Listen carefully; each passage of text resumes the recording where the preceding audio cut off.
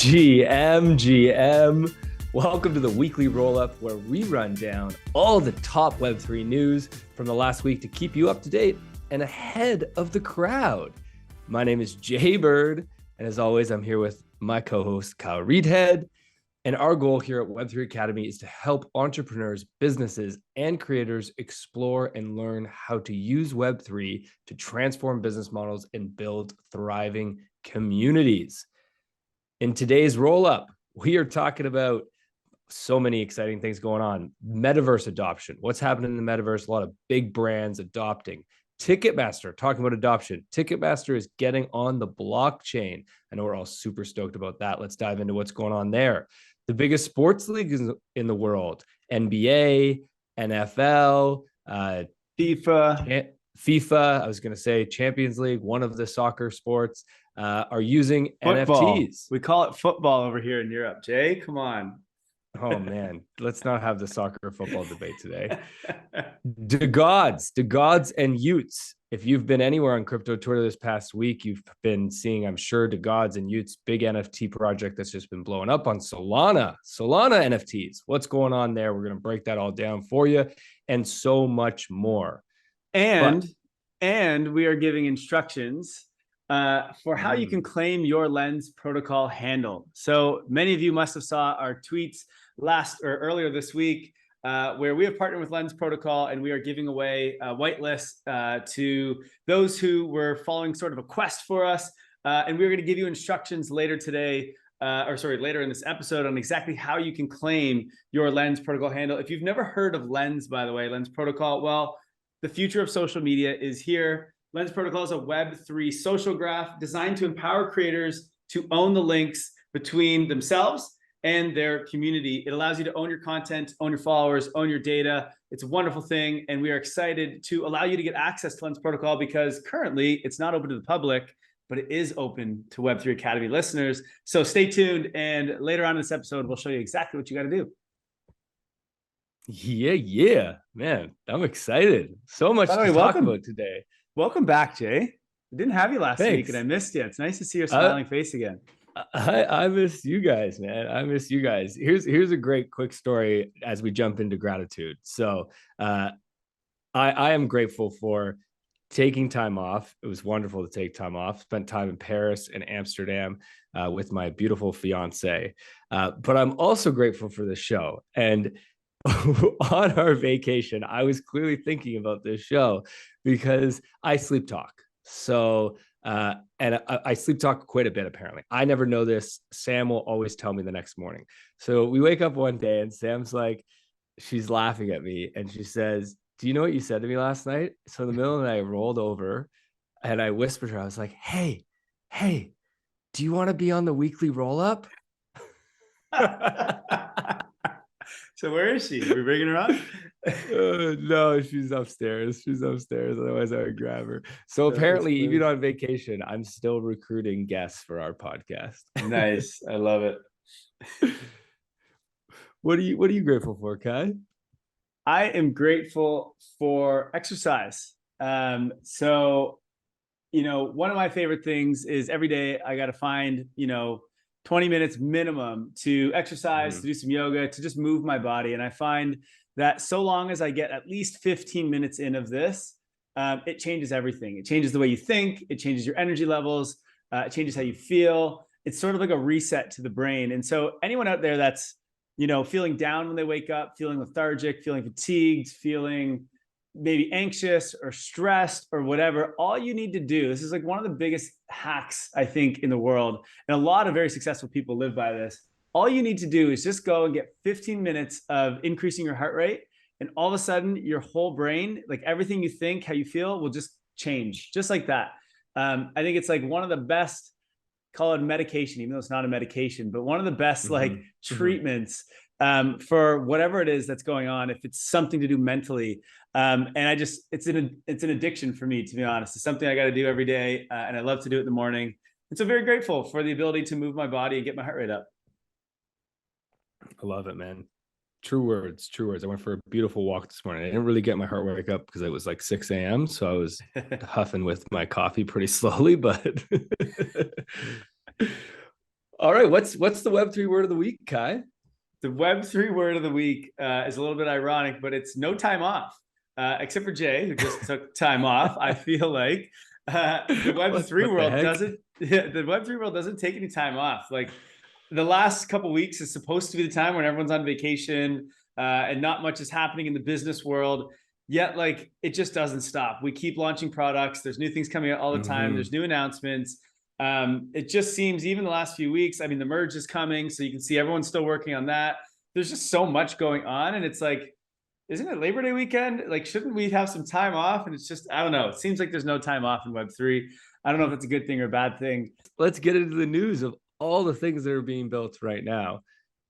Kai, what do we got up first on today's docket here? Well, this was a report from Hype Research that came out just sort of diving into the metaverse.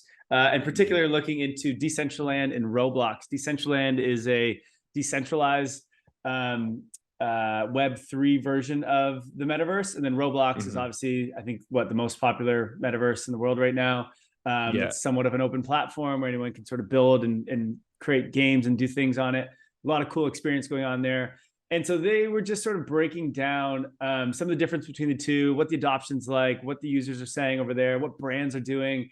And it was quite interesting. So I just want to run through a few things. You can just see here that they have the brands that are actually activating and running events on these two metaverses already. Decentraland, for example, has Absolut, has Coca-Cola, Forever 21, Sotheby's, Samsung, Mac, DKNY. I don't know what the other two are, Ellie, and something else. But Roblox has Tommy Hilfiger, Nike, Gucci, Kellogg's, Vans, Ralph Lauren, Chipotle. So some big time brands that are already experimenting and playing around in the metaverse. And so very, very interesting. Let's go over to page 5, I believe it is. Yeah, page 5. And it breaks down some of the platforms, just like on user base in that. So Decentraland has 300,000 monthly active users, not massive by any means, 10,000 daily active users. It's actually quite small. Roblox, on the other hand, though, 226 million overall users. That's pretty big. 54.1 million daily active users. 67% of users are under the age of 16. So that is pretty interesting. Now, Roblox is not technically like Web3. They don't have NFTs or any of that kind of stuff yet. They do sell virtual assets, but you don't actually own them, right? They're owned by Roblox.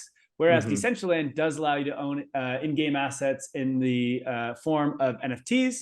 And these are things like avatar wearables, owning unique names, virtual real estate, things like that. So that's pretty cool. And then it just sort of breaks down some brand use cases, which I think we'll dive into one of them, the Absolut one, which is pretty cool. But in terms of monetization, they're just talking about in the metaverse. Brands in Roblox anyway, brands and creators sell digital items to their in-game marketplace. Whereas in Decentraland, you can do like token gated events, you can sell NFTs and all that kind of stuff. So it's kind of two different types of metaverse. I think eventually they will sort of both end up combining into what they are. Roblox is more about the user experience and because it has nothing to do with blockchain. So it's a very nice user experience, tons of games on there. A big social concept on Roblox, mainly for kids, but there's all age groups on Roblox. Decentraland is more like blockchain building. It's all about kind of NFTs. They're starting to become games and things. And so I think they're both sort of like merge at some point to be this like amazing user experience that also uses digital ownership like NFTs. But let's move over to 11. I want to look at what Absolut was doing. I just want to touch on a few things here that I think are really interesting. First, the size of Roblox at 54 million daily active users and the fact that 67% of those are under 16. What that is telling us, that is a clear signal that the under 16 age bracket is already active in the metaverse. Now, they might not call it the metaverse, but they are in these types of virtual worlds. They are spending time in the virtual world. So what that means is when we talk about, and I think people are like, how is it possible that there's going to be 1 billion people in the metaverse in the next 10 years, right? It's so hard to grasp that type of exponential growth that's going to happen.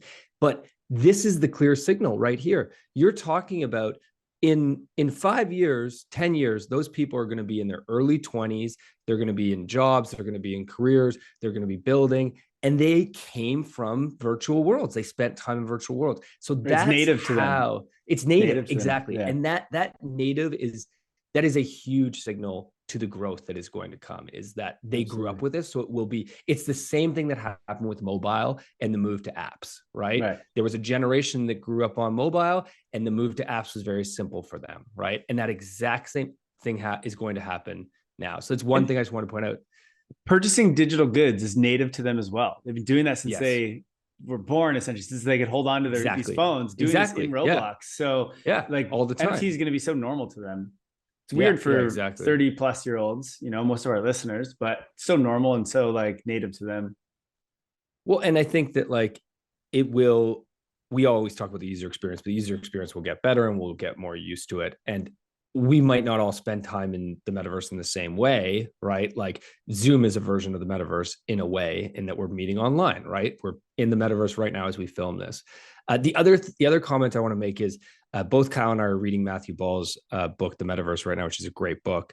And one of my biggest takeaways was his ability to define the metaverse. And what really helped me was understanding this. He gives this breakdown of a virtual world versus a meta galaxy versus the metaverse. And so Roblox and Decentraland are virtual worlds, right? They are small pieces. Now, what they will ideally do is they will connect to other virtual worlds through a meta galaxy, and then within the meta galaxy, you will connect to the greater metaverse, which is basically like the internet today, which is just protocols and nobody owns it. It's fully decentralized, right? So I think that is also an important distinction to make, is that these are more virtual worlds as opposed to the metaverse, because it's not possible that one person could own the metaverse. If it is, so long as the metaverse is built with open protocols, which we don't know if that will happen. We hope that happens, and I don't want to say it's likely that it will. It's hopeful that it will. And so long as that happens, then yes, all of these are sort of their own things, and you can go in and out, and they'll be interoperable, et cetera, kind of like what the internet is today. Exactly. But there is no straightforward pathway to that yet, but there are people working on that, and we hope that becomes a thing. Which brings up the one point is, please, everybody, when you're talking about this, build interoperable standards. Right. That's what we need. We need support them. Yeah, so Absolut, which is a vodka brand, we're doing some pretty cool things actually in Decentraland, and I just want to highlight them just so we have kind of some ideas of what's being toyed with and experimented with right now. And so Absolut celebrated 10 years as the official vodka sponsor of Coachella by recreating elements of the Music and Arts Festival in Decentraland in a virtual experience called Absolut.Land. Basically what they did is they had an anti-gravity dance floor where visitors could come with their avatars and just like float around between the floors. So just sort of something fun, a little experience to kind of test things out. They had an Absolut bar. And I don't know how this thing worked, but an Absolut bar where visitors could order a cocktail and it'd be delivered to them in the real world. I have no idea how the hell they made that happen. Maybe it's like you can buy a bottle and they like send that bottle to you, but it would have to be like US only, maybe. I don't know how they did that. Well, I think this activation happened at Coachella. So you would have been at Coachella, and that's probably where, because then you're already local. Right. Okay. Someone just shows up and gives it to you. Okay, cool. Yeah. They had a selfie room where visitors could share selfies on social media for a chance to win NFT wearables. So kind of gamifying some stuff. And obviously good marketing and branding for Absolut to do this. They had a museum gallery where visitors could discover and explore the brand's rich history and art. And then they did Pride Tunnel and Rainbow Rave, where visitors could share dance moves on social media for a chance to win Pride-themed Absolut.Land NFT wearables. So just kind of creating a fun experience digitally. And, again, it's just sort of something that is an experiment, and it teaches people what the metaverse is like. And I don't know, I went to a concert in Decentraland, I think it was last year. It was like Paris Hilton. It was Deadmau5 actually is who I saw, but Paris Hilton was also there, which is weird. And And it was cool. It was like a bunch of people like running around, jumping on each other while Deadmau5 was literally playing on stage. And I was just sitting on my couch while I was waiting for my girlfriend at the time to like get ready. I think we were going to dinner. So it was an interesting, fun little experiment. And I think this is what Absolut's doing. And it's just kind of cool to see. Yeah, I think it's great to really to understand how much fun this stuff can be, and brands are highlighting that. I mean, you guys, if you're listening to the podcast, you can't see the slide we're looking at right now, but there's some wearables. There's this like puffy Absolut jacket and these Pride Absolut sandals, and they look sweet. Like, these are awesome. And I think this concept of like wearables in the metaverse is very, very foreign to us. Like, I would fully fall into that. Like, why on earth would I ever buy, a jacket for my avatar? But as we spend more time in the metaverse, I buy into this. Like, I can 100%. see how I would want something cool for my avatar to wear around. Like, that's my identity. That's me, right? When I played Grand Theft Auto when I was younger, I would spend so much time on my character trying to make him cool and like have some sweet swag. And I remember doing that when I was younger for sure. So if this is something you're gonna, but I barely ever used it. So now imagine now when you're actually using this to go to work or to do whatever else you're going to do, go to social events and things like whatever kids are doing in Roblox now, like why wouldn't you want to soup that thing up? Go to the last slide, 31. There's just some interesting stats I wanted to show just on like user behavior inside the metaverse. Now, the metaverse is still super, super early. We are light years away from like having the technology ready to actually perform to what we need for the metaverse to like create good experiences that are more similar to the real world. Matthew Ball highlights that a lot in the book. But even now, like, I mean, if you've ever been to Decentraland, it is a terrible looking game or experience, to be honest. But when we look at what the users are saying, 59% of metaverse users are excited to transition real world experiences into digital ones. 92% of metaverse users care about building their digital identities. So there you go. 62% of metaverse users have engaged with one or more branded virtual experiences. And 79% of metaverse users have made a purchase in the virtual world. So very, very interesting, very, very bullish for the metaverse. And yeah, as the experiences get better, I think people are going to love this stuff. These stats are incredible. We're already there. Like, we're already, like, it's not the metaverse in the way that like Matthew Ball pictures it, in the way that I think a lot of us picture it, but like, we're there. We're online, we're building digital identities, and we're purchasing stuff there. We don't quite have the ownership yet, but holy geez, we are there. But it's getting there. And the biggest brands are all playing around. Are all there, yeah. And as should you. If you're listening to this and you have a company, start playing there, start participating in whatever way you can, whether it's the metaverse, whether it's NFTs, whether it's some form of blockchain or crypto. Like, who knows what works best for you, but get involved. Don't sit on the sidelines. There's lots of fun to be had. Okay, I got a tweet up here just on the topic of the metaverse. In this year, so far this year, so we're 8 months into this year, there's been 4,150 US trademark applications have been filed for metaverse, Web3, crypto related goods and services. That's more than double all of 2021. If you want a signal of the growth that's happening. And most recently, I was looking at some recent ones. What do we got here? Ford filed trademarks for virtual cars, virtual vans, clothing, and an NFT marketplace. Sony Music filed trademarks for NFT-backed media, including art and music NFTs. And Hermes, which is a luxury brand, filed trademarks for NFTs, virtual currencies, virtual clothing, and footwear. So it's coming. It's coming fast. There's a lot of money going into this space. All right, this is Ticketmaster is going on the blockchain. And Ticketmaster is huge. Like, I mean, every concert, sporting events, I don't even know what else, but everyone uses Ticketmaster for this kind of stuff. And they are now building on top of Flow, not to NFT their tickets just yet. I don't think the UX is quite there. And honestly, probably the reason they're not doing it yet is because the scalability is probably not quite there yet to actually do it. Like, if you want to go to, I mean, I was at the Barcelona game last night, 100,000 people, right? There's no way we could use NFTs. We all went into the stadium at the exact same time. whatever blockchain you're going to use is going to crash for sure. So they're not quite there. However, what they are doing is they're using the Flow blockchain to let event organizers issue NFTs tied to tickets. So creating sort of like memorabilia and things when you do purchase a ticket on Ticketmaster.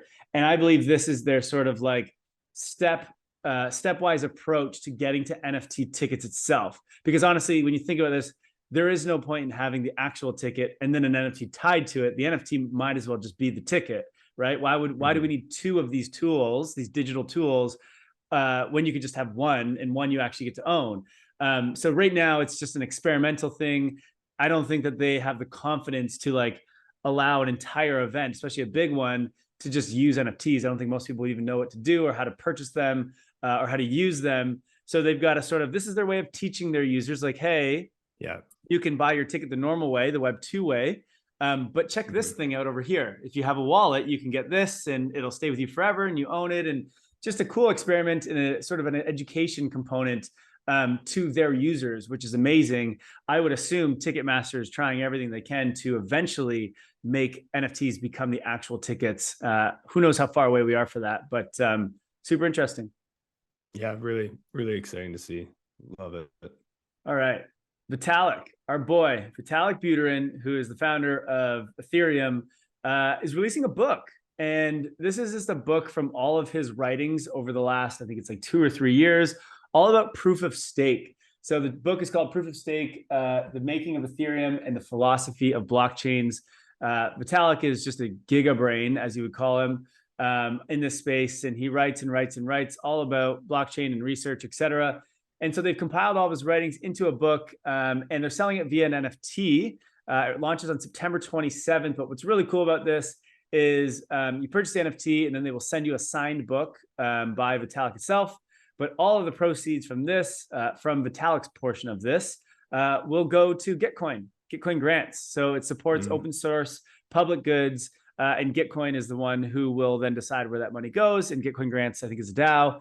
And they'll distribute that money to projects in the space. So really, really cool. Probably going to be a very technical book to read, to be honest. If you've ever read his articles, they are pretty aggressive, but I'm sure there's plenty to learn nonetheless. I was reading an article about Vitalik the other day, and I think he's the one leader that everybody should follow and should try to keep up with. But at the same time, it's tough to read his writing. Like he is so technical and so deep that often I find it's almost better to find an article written about him or somebody that's digesting and reproducing what he's written. But it's just a couple of takeaways from this article. They were talking about how when they first started Ethereum, which was, I think it started in Switzerland. I think there was eight people in an Airbnb, and there was a real sort of butting of heads, a real controversy around whether Ethereum should be a business. And there was a few people that really believed that it should be a business. It should take on Google, and it should, essentially be, the new internet, but as a business, right? And Vitalik, he's so aware, altruistic to the core. Yeah. Like, it's so fascinating to have this leader who believes he was never in it for the money. And he said from the beginning, he did not think it should be a business. He always thought it should be a foundation or some form of not-for-profit, and that its purpose in the world would be to make the world a better place, to improve public goods. And he actually, they came to a head where he had to ask 2 of the founders to leave. And one of those founders, I believe, is now the founder of Cardano blockchain. Charles right? Hoskin. Yeah. So, it's so like, how refreshing is it to have a leader like this who is not focused at all on profit? Like, it almost doesn't make sense. Like, we don't have anybody like this in our world anymore. When you look at these blockchains, which are really the foundational layer of all of Web3, there have been many that have blown up and did not go well. And a lot of it is around the community that's building on, building the blockchain or building on the blockchain. And one of the reasons why I'm so excited about Ethereum, obviously it's growth and everything it's doing, it's accomplished so much, but the leadership from Vitalik and others in the space has been so incredible that it's just created such an amazing community of people who really get it. They have deep-rooted ethos, and it's just created an amazing community. The other one that I would say that's doing this and it's still newer, but is also doing this is Solana. I think Anatoly is also an amazing leader. He's extremely smart, like just a giga brain as well, just like Vitalik. Comes from Qualcomm, so he's big on this in this world of telecommunications and hardware and all this kind of stuff. But he's also created a really, really solid community. And you can see that when you look at the communities of all these different blockchains. I think Ethereum and Solana kind of are standalone. I mean, the Terra community was just completely toxic, and look at what happened. You have stuff going on with Avalanche, and same thing. And Cardano, why is it that's toxic? just a weird. I don't know what's going on in that community. Why is it toxic? Because it's profit focused. I mean, exactly. I think there's a simple takeaway here.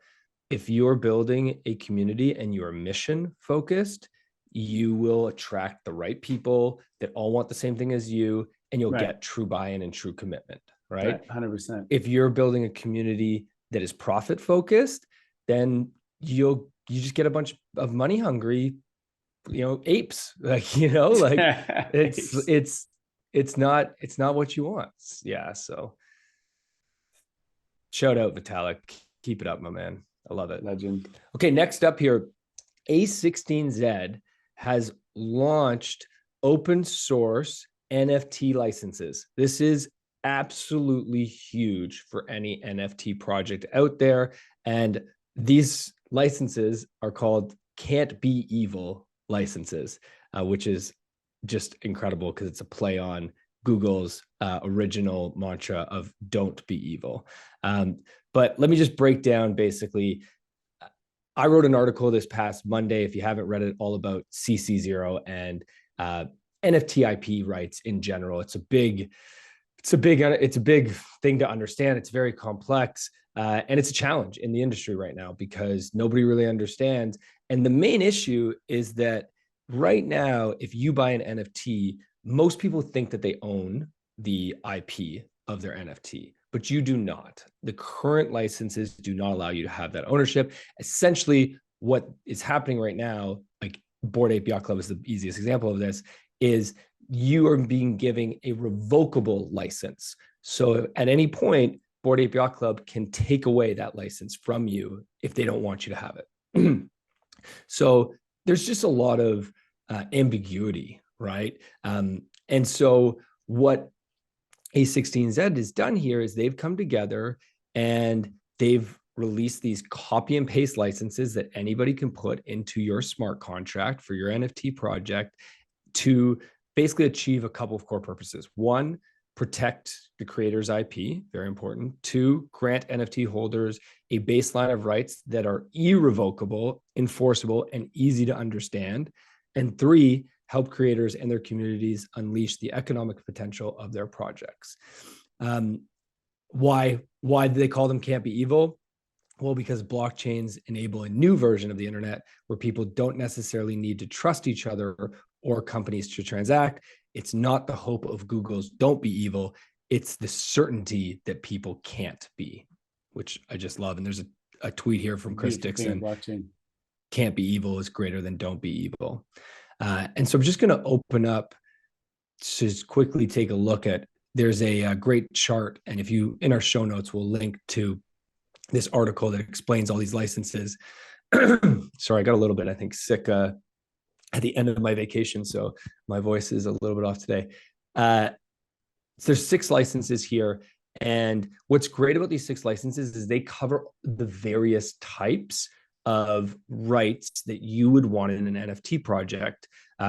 So one of the things, I'm just going to pick out a few examples. One of the things that a lot of people are afraid of, especially a lot of artists, is there's a big fear that what if I go CC0, or if I give rights to my NFT holders, what if they use it for hate speech? What if they take that NFT and they put it on a political campaign that is related to hate speech? Well, that would be awful. Well, one of these NFT licenses has hate speech revocation in it. So you can revoke the license if somebody uses it for hate speech. Amazing, right? these licenses also cover commercial use. They cover modify and adapt. They cover copy, display, and distribute. So can you commercialize? Can you sell? And can you sub-license? So shout out 816Z. This is the interoperable standards that we need, that everybody can build on top of. Let's go 816. I say Z. You say Z. I say Z. Which one's Canadian? Which one's American? Z is Canadian. That is Canadian. Yeah. That's weird. I didn't know that. You're American. I'm not American, but you've been gone from Canada for too long. Yeah, right. I say football now instead of soccer. That's right. I'm a little bit of everything. So here's some cool news. So we've talked about Tornado Cash a lot. You know, the U.S. Treasury Department sanctioned Tornado Cash. We don't really agree with it. And so we said there's probably going to be lawsuits and things. Well, today, Coinbase announced that they are funding and supporting a lawsuit by 6 individuals against the Treasury Department's sanctions of Tornado Cash's smart contracts. So this is really cool. We're not going to go into any more details of that because we don't really know yet. This just was announced just before we started recording. But really, really cool to see Coinbase, the leader in this space, one of the only public companies in this space, is not just like supporting it, but they're actually funding it. So they're putting their money where their mouth is. So kudos to Brian Armstrong and the crew over at Coinbase. This is awesome to see, and we'll keep everyone updated on how this lawsuit goes. I mean, I'm sure it's going to take months and months, if not years. But we need this kind of stuff because this is going to set precedent, and this is really, really important for our industry. So thank you, Coinbase. Let's get on to NFTs, Jay. Yeah, what's going on in NFTs, Kai? Not much. I mean, there is a lot happening. But this article, I like the title. It says "Looks Bear," which is a play on "Looks Rare," the NFT marketplace. But check this out: OpenSea turns into NFT ghost town after daily volume plunges 99% from its peak. 99, and now that's in terms of transaction volume. That's a big drop. Now, look, here's the thing. It makes sense because in a bear market, speculation just goes out the window, and we go back to fundamentals. This is why in the bear market, we're talking about things like CC0, NFT royalties, right? The fundamental things of these NFT businesses. We're not talking about the dumb, stupid floor prices of some stupid monkey profile picture, right? And so, yes, speculation's gone. So people have stopped trading these things. People have stopped putting their life savings into these ridiculous pictures. And people are going, okay, what just happened over the last year? What are we buying? What is this stuff? And this is when we start to figure things out and build the next generation of NFTs. So it's actually a very exciting time. So I love this headline, seeing that it's down 99%. It means we can start to like figure these things out and build something that's actually useful. It's actually very similar to what happened in 2017, where in 2017, there was the ICO mania. So this is when tokens first became a thing, fungible tokens, and everyone launched any token they could about the most ridiculous projects. Everyone bought it. There was insane speculation. And then they all went to they all collapsed for like 99%, even the good projects at that time, which was actually a great buying opportunity for the blue chips.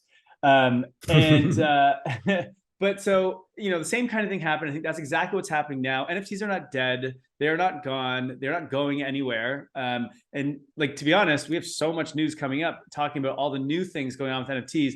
There's plenty happening. It's just, they're not getting these over ridiculous prices. People are not then trading them. We're starting to build things that actually matter to people. So they're buying NFTs to use them, right? Or because they want them. And I think, the big unlock of NFTs is not really these big pieces of art or these big, Bored Ape Yacht Club type stuff.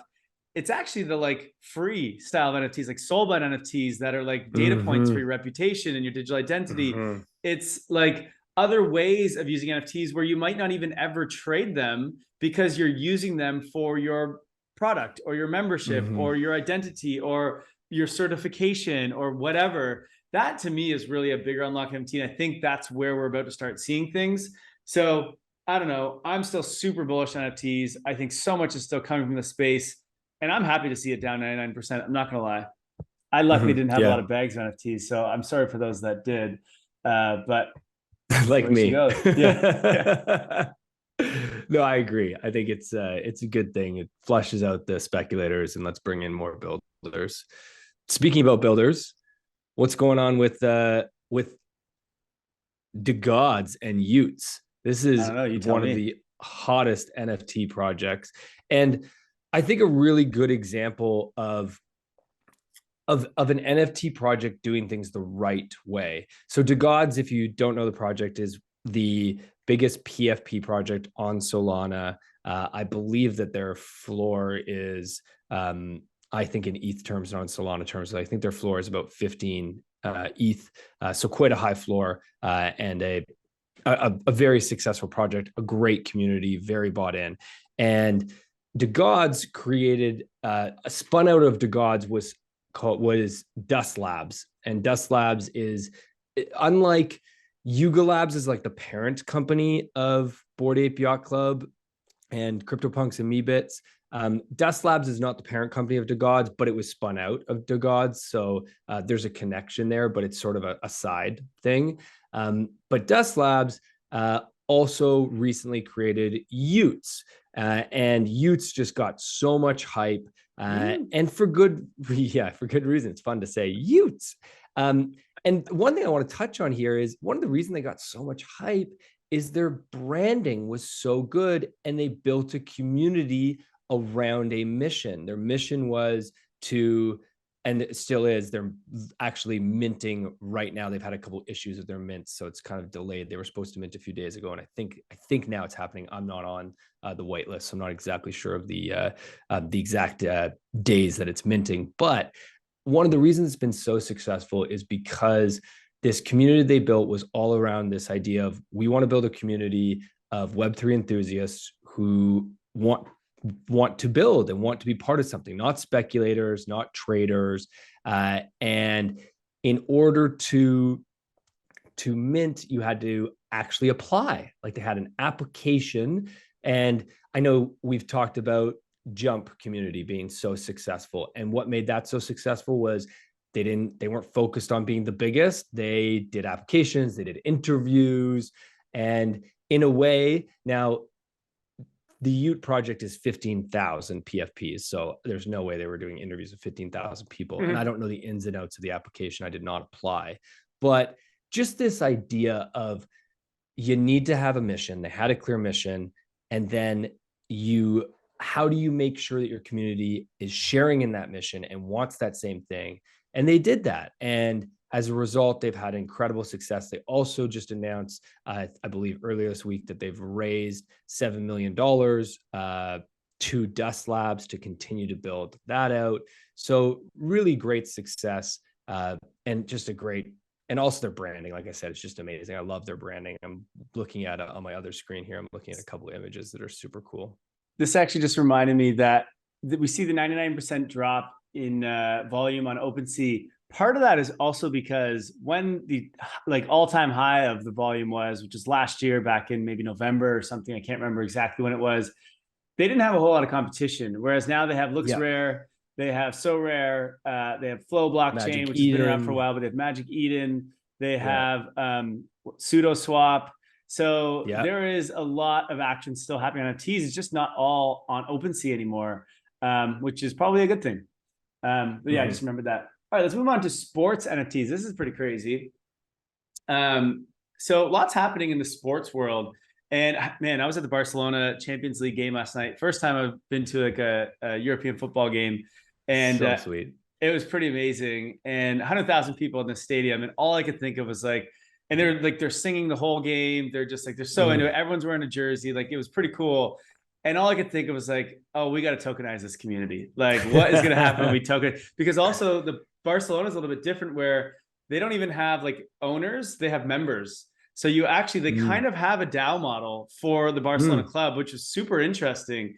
And they vote. So the members, I think you buy in, there's a wait list, and then you all vote. Like, they're like shareholders almost. They call them members, and they vote on the decisions of the club, which is funny because they're also $1.4 billion in debt. So they didn't do a very good job. So but this is what I learned yesterday. But anyway, speaking of sports, so the big news here was that NBA has partnered with SoRare. So SoRare is an NFT marketplace on Ethereum and maybe potentially Polygon as well. I'm not quite sure. But anyway, they are basically launching an NFT fantasy basketball game. It's free to play, and it's like collectible based fantasy basketball game kind of thing. And it's going to happen for this season, the 2022-2023 season. And they're the official partners of SoRare. So SoRare can use the NBA as like their logos and things like that, and vice versa. So super, super cool. I mean, the NBA has been a marketing machine and a branding machine the last 20, 30 years, whatever it's been. Like they became one of the most popular sports in the world over the last 30 years because they've just been ahead of everybody, every sport in terms of marketing, digital branding, digital experiences, etc. And now they're stepping up and including NFTs. Now they're not the only one. I mean, I think we go to the next one here. We have, what is it? FIFA is also doing, I don't know if this one's fantasy, but they've launched FIFA Collect, which is, it's kind of like what, well, the NBA Top Shots thing. It's similar to that, where you can collect moments from FIFA World Cup and the FIFA Women's World Cup, and they're NFT based. I couldn't figure out what platform this was actually on or what blockchain they're using. But I didn't dive too deep into it. But so FIFA's doing the same sort of thing where they're starting to introduce their fans to NFTs. So that is really cool. And then the final one is the NFL. Yeah, you got this one. Yeah, the NFL is also entering the space with NFL Rivals, it's called, which is essentially they're building a sort of like a fantasy-like game that it sounds like it's half fantasy, half like arcade game. But what's interesting about this is it takes time to build a game. And it also, you don't necessarily want to start by just launching a game. We talk all the time on this podcast about the importance of like dipping your toes in to the space. And so what the NFL did is they have this NFL Rivals roadmap, which essentially says that they're going to launch this NFL Rivals in 2023, but they wanted to get into the space. The NFL season starts today, actually. Today is the first day of the NFL season. And so what they did was they launched Rarity League, which is essentially a PFP collection of helmets for each team. So if you're an NFL fan, you can buy a PFP of your favorite team to show off your support. And then as a result of having that PFP, you will get early access to their game that they are building. Interesting. You know, when I look at these three, I think the NFTs as moments, I don't really get that. I don't know why people want to buy a replay of like a cool moment. It doesn't really make sense to me. And going back to your like CC0 and licensing and stuff, like I'm sure they doesn't come with a whole lot of rights. I don't know, but I'm assuming. No. I think the fantasy idea, though, this fantasy league is super, super cool when they get there. They're not going all out on this one. It's just a free thing where you can collect some NFTs. It's not really like the NFT is like, I think, useful to the experience of the game itself. But when you get to a point where there's only a certain amount of like, let's say Tom Brady NFTs in your fantasy football game, and you get to own it from one season to the next, and you actually own that player, man, you could do some really, really cool things. So I think the route of fantasy football with NFTs, or fantasy, whatever, any sport with NFTs is really cool. The moments thing, whatever. And then this is cool. I do think having some collections and creating a game eventually around NFTs is just like another way to create some competition and some fun in sports. So I think this is actually quite a cool idea. We'll see where they go with it, but very interesting. And I think the thing to me is it's all about just getting NFTs in the hands of your fans, because we talk about this all the time. It's just a huge unlock of access to your fans. Like currently, the only way you access your fans is through their email address, right? Great, I have your email address. What can I really do with that? Like, I can just send you emails. Like, that's not very exciting. If I have your wallet address, I can give you access. I can token gate access to certain things because I give you a whitelist to Lens protocol. I can give you a whitelist. What do you think is coming up next? Protocol. Who's ready? This is actually, no, we're going to explain this because So what happened here, I'm going to explain why wallet address is so useful. So to your point that you were just going on, Jay. So Lens Protocol is a partnership that we've created with them. As I said, it is not public access to get your Lens handle. This is like creating your Instagram account or your Facebook account, except this handle lets you get access to all the apps built on top of Lens Protocol. There is Lens Tube, which is like the YouTube version. There's Lens Stir, which is like your Facebook. There's so many. And you only need one. You get one handle and it allows you to go into all these applications with your same profile and everything. And so really important to get your name. This is why you want to be on this whitelist and you want to do this. So we put out a tweet saying, hey, we partnered with Lens Protocol. You got to follow us on Spotify, on Apple Podcasts, and on YouTube. Screenshot and then share your wallet address on Twitter, and we will copy and paste that, and then we'll get you your whitelist. Well, we had 3,500 people do this. So obviously we can't handle that much. That's insane. Even if it was emails, we couldn't do that. So we said, okay, what can we do here? Well, we just got everyone to subscribe to our podcast. And most of the people anyway are ideally listening to our podcast. Here's what we're going to do. We're going to take the people that are actually listening to our content and consuming. So like the real people, not the bots on Twitter, right? And what we're going to do is ask them to follow us like on the blockchain. So we're going to get you guys to follow our Lens handle right now. And all of a sudden now we can just pull it from the Etherscan or the Polygon scan, whatever it's called. And we can automatically get every wallet address of someone who follows us. And we can drop you an NFT if we want. We could send you tokens. We can whitelist you on Lens. And we don't have to get any information from you. We don't need your name. We don't need your email. We don't need to do any of that stuff. So that's kind of the solution here. And what's really, really cool about these applications being built on blockchains. And so if you want to get a whitelist for Lens Protocol, all you have to do is go to, so the link will be in the show notes, but it's lensfriends.xyz/ and this is then our Lens Protocol handle, which is web3academy.lens. Okay, the link is in the show notes. Basically what you need to do is click on that link and you will see on our screen here, if you're listening, it's basically just our profile on Lens Protocol. And all you can see here is you can see our followers, you know, who we're following. You can see a description. You can see like links to our Twitter and our website, whatever. All you have to do, and you don't need a Lens Protocol handle to do this, because again, it's just via the blockchain. But you'll see at the top right, there's a spot to connect your wallet. You're just going to connect your MetaMask wallet or whatever wallet you have. But in this case, Jay's actually going to do it. So Jay, just click Connect Wallet. Let's hope that this works. You can never really trust Web3 UX live here, but all you're doing, perfect. That was super simple.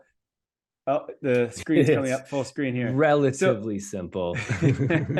Just connect your MetaMask wallet to the site, to Lens, to the Lens Friends site, and then you're just going to click follow. And it's going to ask you to sign a message, I believe, in order to do this. Yeah. Sign in Ethereum to Lens. Yeah, go for it. There we go. Okay, now it'll work. Now you're just clicking follow. So what you're doing is you're actually following our Lens Protocol handle, which is an NFT, and you're following our wallet, essentially, our wallet address. So click follow. I don't even know if you'll need to sign again. We'll find out here what pops up. But once you do that, then you're all set. That is all you have to do. And what's going to happen? Boom, it's followed. You've got the check mark. So listeners, connect to lensfriends.xyz, web3academy.lens. Just go follow. You connect in your MetaMask wallet and then follow us. That will allow us to pull your wallet address and automatically create a whitelist for you. Now, it will take a few days because we are going to get Lens to have to give everyone the whitelist. So expect next week, I would say probably by Wednesday, which is September, what would that be? You got a calendar up by any chance? September 14th. Go back to the Lens site and you will be able to claim your Lens Protocol handle at that point. There's nothing more that you need to do, my friends. That is all. So thank you for all doing this. And I'm excited to allow everyone to get on Lens and let's start chatting on there and try out the new world of social. And to be clear, I followed Web3 Academy without having a Lens handle, right? So you don't need a Lens handle in order to follow on Lens Friends. So anybody can do this, and then get whitelisted. Yeah. All right, let's talk about digital. I can never say Phygital. Phygital. Physical and digital combined. Physical and digital combined. Yes, thank you, Kai. So there's a lot happening around physical and digital combined, which I think is a massive unlock, particularly for the fashion industry. And so last week, Clone X launched their what is called forging. So if you have a Clone X NFT, which is Artifact, Artifact's owned by Nike. This is their PFP collection. And if you have a Clone X NFT, you can forge. And by forging, you get access to digital there you go merch, digital merch. So if we look here in this collection, you get access to there's shoes, there's a hoodie, there's a t-shirt, there's a hat, there's socks, all different types of merch. And what you get is you'll get the digital version of this, and then you also can claim the physical version. So really, really interesting. And there's a lot of brands experimenting with this right now. I actually am wearing my digital hoodie. So this is, I have the Adidas Into the Metaverse NFT. And as part of owning that NFT, I got to claim merch. And I just got this about a week ago because. Is that your wallet address on the? So yeah, so my wallet address is on the hoodie. They could use your ENS name at least. I know, hey, but it's kind of cool. The wallet is 0x, and it is kind of it's kind of cool. And then there's a G Money logo, an Ape logo, a Punks logo, and an Adidas logo. Oh, that's cool. So I like it. Pretty. I think it's a pretty exciting unlock, because again, this comes down to, as we just said, when you have your fans' wallet address, there's so much you can do with that by giving them access to different things. And so that's, I think, really exciting. But the other thing I think is, and we haven't really talked a lot about this yet, we talked a bit about this actually earlier in the show, is this idea of like, we're going to be building our digital avatars. And when we build our digital avatars, we will, like you said, Kai, in GTA, you spent tons of time creating your avatar and dressing him up, and what does he look like, and what hat does he wear, and what shoes does he wear. Well, what we're going to want to do is we're going to make our digital avatars just like us in the real world. We're going to want to give it the same shoes, the same hat. So how cool is it to be able to have a pair of Air Force Ones that you have physically, but then you also, your avatar has those Air Force Ones on it. I think that it's, I don't know, maybe it's, I think it's going to be really cool. I don't know if I fully grasp how cool it is yet, but I think it's much cooler than I even think it is. I think when you read Matthew Ball's book, you start to see the big picture of this, and you're like, whoa. Okay, launches. What's going on with launches in the Web3 space? Some exciting new launches. FX Hash, which is a generative art NFT platform built on Tezos blockchain we don't talk a ton about, but a great blockchain nonetheless, has created FX Text, which is another publishing NFT platform. So a platform that you can publish articles on and then sell them as NFTs. You could sell them, you could give them away for free, people can collect them. But what's really interesting about FX Text is that these articles are not non-fungible tokens, they are semi-fungible tokens. Semi-fungible tokens, what? Yeah, wrap your head around that. Well, I don't know what it is yet. We have non-fungible tokens, we have fungible tokens. What the heck's a semi-fungible token? Do you know? Can you explain this to me? So a semi-fungible token is, okay, so here's the thing. A non-fungible token is a one of one, right?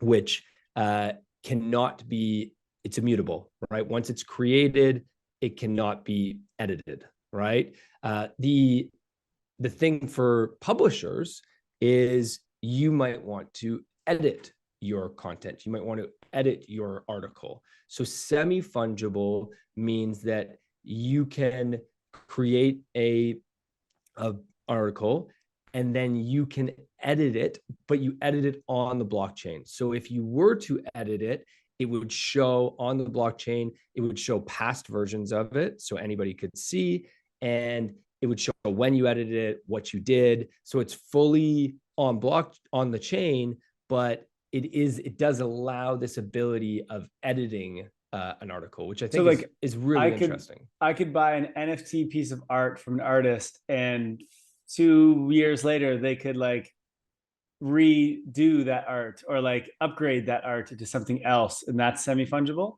Would that Yeah, that would explain it. Interesting. Yeah, I could see some use cases with that. You could also get rugged. Like, what if they just like they do this beautiful art piece, you buy it, and then they're just like draw a black line over top of it? Totally. And I think this is not about speculation. This is not about making money. This is about collecting and supporting, right? You know, you would want to support some of your favorite authors, because I think one of the big things that we talk so much about art. Well, writers and authors are creating art in their own way, right? And we need to tokenize that and support them. And so, you know, we've talked about Mirror, we've talked about other platforms that are doing this same thing. It's just every time somebody launches something new, there's always a little twist, and semi-fungible tokens it's a new twist. Keep up. Semi-fungible tokens. It's why you got to listen to the podcast. Why you got to listen here. Don't, when you start explaining Web3 to someone, don't start with semi-fungible tokens. That will lose them right away. That's for sure. Okay, another launch in the space this past week is the Warehouse. So Genies, which is a leading digital avatar startup, has launched the Warehouse, which is a NFT marketplace to purchase clothing for your avatar. And so as you are guys these non-fungible or semi-fungible, Jay? These are non-fungible. These are non-fungible. As you can tell, I've gone down the digital avatar rabbit hole recently. And I have not purchased any clothes. On the screen right now, there's a pair of bunny slippers that you can purchase for your digital avatar. And this might sound completely ridiculous, but as we build our digital avatars, we will want to dress them up and make them look cool. And isn't it exciting to buy them a pair of shoes? And maybe you buy them a pair of shoes that is a limited collection, and then over time those shoes create more value, and then you can sell them. So yeah, cool to see. Great. The Genies, if you want to follow the digital avatar space, check out Genies. They are a real leader in the space. Can you use these can you put these clothing on an avatar right now? Like, you've shown a lot of these in this episode, and I always try to figure out, like, I understand eventually they will be able to go on avatars, but I don't think that that's even like yet. I don't think the tech is there yet. Is it? That is a great question. So I think you can within certain worlds, right? So you could in Decentraland, for example, like in Decentraland, you could buy clothing that is already in Decentraland, right? So it's not interoperable yet, I don't think. You have to purchase it within the virtual world, but we're definitely going in that direction. It's just, it comes back interoperable standards. That's what we need. Right. Like, yeah. Because you got to understand, an NFT is interoperable in the sense that it can go from one application to another and be recognized, but that doesn't mean the thing that is the NFT, whether that's a video or a picture or something, is actually then interoperable with the game or the world that you're in. Just the standard of the NFT itself, the ownership, the ID is the only thing that's actually interoperable right now. The actual image or thing that is displayed of that ID is not really interoperable yet. We're a long ways away from that, to be completely honest. Okay, on to the ones and twos as we begin to wrap up this show. This is really cool. So Arbitrum Nitro was launched recently, and the cost to do a transaction, so to send ETH on Arbitrum Nitro, which is, they need to be updated here, it's Arbitrum 1, but which is a layer 2 on Ethereum, is now 1 cent. 1 cent, and you have full security of Ethereum, and it's 1 cent to send ETH. And what's funny is this is a tweet here from David Mihal. Just go up to the top of it again. The internet of money should not cost 5 cents per transaction. It's kind of absurd. So this is Vitalik, a quote he said years ago, where basically he was predicting that blockchains, this is back when like Ethereum was the only thing that existed and it was expensive. And so he was saying that eventually they'll be under 5 cents to do any transaction. He's like, even 5 cents itself is absurd, which at the time was like, wow, that's kind of crazy. Like, it's going to get down to that cheap. And this is just David Mihail saying, check, we've done that. It's now below that. Arbitrum Nitro is basically 1 cent to do a transaction. That is pretty incredible. If you have seen the stats going on Arbitrum right now since launching this, it is crazy. They're getting so much transaction volume, so many users heading that way. And they haven't even launched, I think, Odyssey. They launched it forever ago, then they stopped it. They waited for Nitro, and it's coming back, which is like a marketing campaign amongst all the apps. This is going to be really cool to watch. We actually have the CMO of Arbitrum coming on the show in the next couple weeks. And we will talk all about this. So wanted to highlight that here, but keep crushing it, Arbitrum. This is sweet to see a layer 2 under 1 cent. Love it.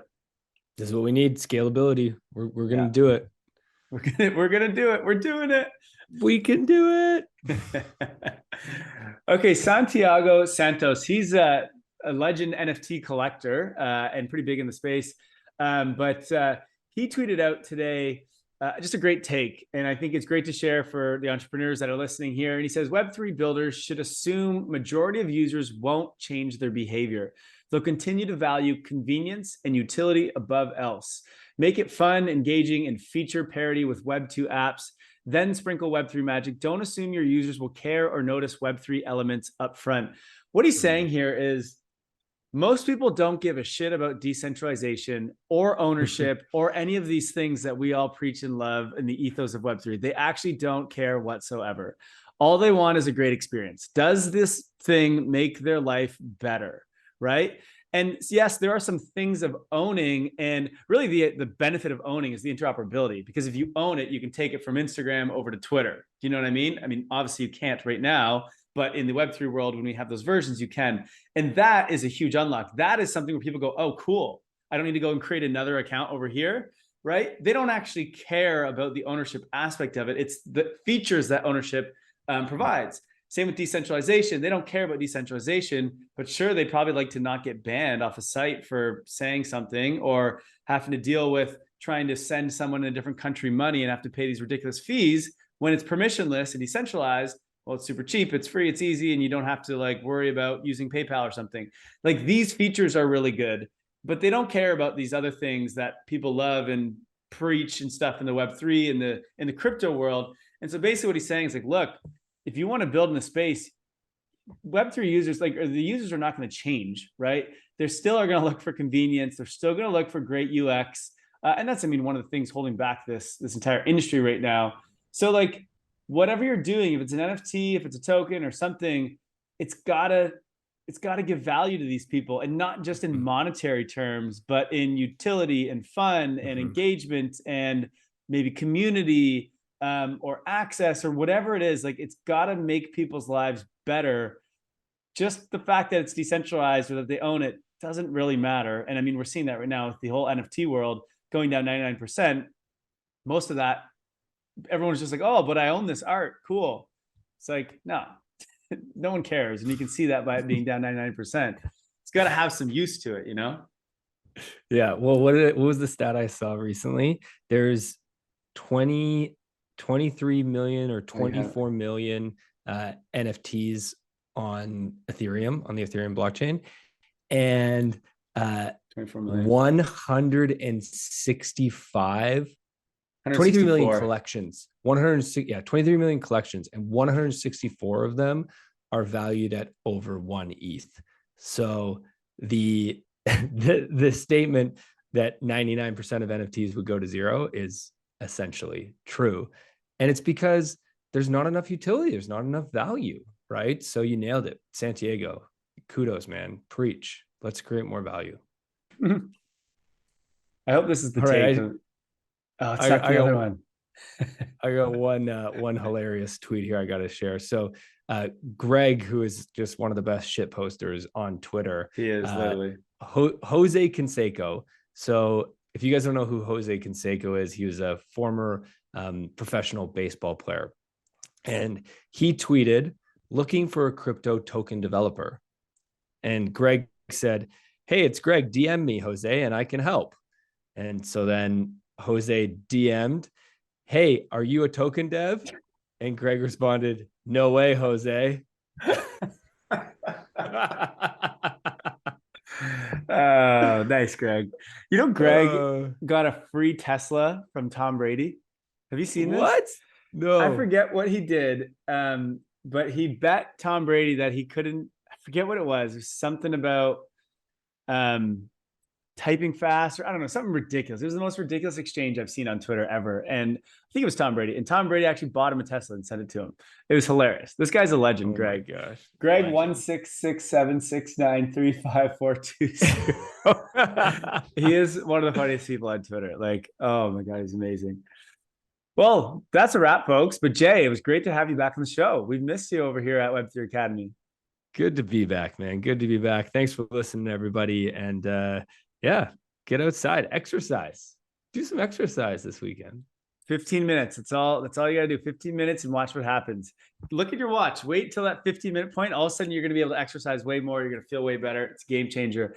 But for listeners, if you're still listening right now, do us a favor, go follow us and subscribe to Spotify, to Apple Podcasts, and YouTube if you're still on YouTube.